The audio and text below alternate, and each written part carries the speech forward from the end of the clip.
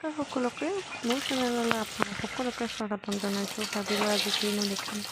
আজি ধুনীয়াকৈ মাছ আনিছিলোঁ লোকেল মাছ। তাতে মই যে লোকেল মাছ আনিছিলোঁ বাৰু ফ্ৰাই কৰি আছোঁ আৰু মাছ খুব বেছি আনা নাই। আমি মানুহ যিহেতু তিনিটা তেনেকৈ সেই হিচাপতে অনা গৈছে। ইয়াত মই কেৰাহীত ৰাখিছোঁ। ইয়াতে ধুনীয়াকৈ এতিয়া অকণমান ইয়াতে মই বিলাহী বহাম। ইয়াতে আদা ৰহুন এনেকৈ পিঁয়াজ দি ধুনীয়াকৈ এইখিনি ভাজি লৈছোঁ।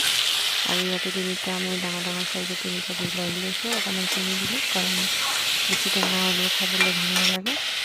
আৰু ইয়াতে মই অকণমান আলু পিটিকিখিনি দি আলু পিটিকি কাৰণ দিওঁ অকল বিলাহী হ'লেও খাবলৈ ভাল নালাগে। আৰু এইখন যোৱাকালি আনিছোঁ মই। এইখন আনি কিনে মই বাৰু দেখালোঁ আপোনালোককো কেনেকুৱা লাগিছে ক'ব। মোৰ ভাল লাগিছে কাৰণ বস্তুখিনি হেভি আছে। বিশালৰ পৰা লৈছোঁ।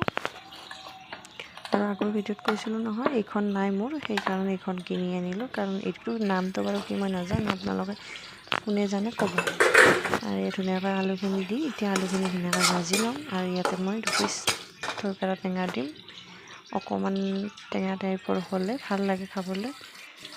ধুনীয়াকৈ মছলাখিনি দি দিলোঁ, জিৰা ধনিয়া অকণমান এই চিলি পাউডাৰ এনেকৈ গোটেইখিনি দি মই পানী অকণমান দি এইখিনি উতলালৈকে ৰখিলোঁ। ৰখাৰ পিছত এতিয়া মাছ 3 পিচ দিছোঁ।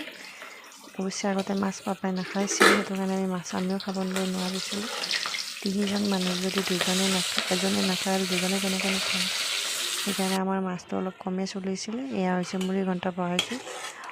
বেছি বনোৱা নাই, মানুহ 3জন। নেক্সট দিনা শনিবাৰে যিহেতু আমি মাছ মাংস একো নাখাওঁ, সেইটো কাৰণে গোটেই মানে ৰাতিও খতম নোহোৱাৰ কাৰণে বনাইছোঁ বাৰু। খুব বেছি বস্তু বনোৱা নাই।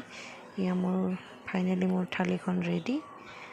আজি এইখিনিয়ে আছিল মুড়ি ঘণ্টা, খাৰ, ফ্ৰাই মাছ।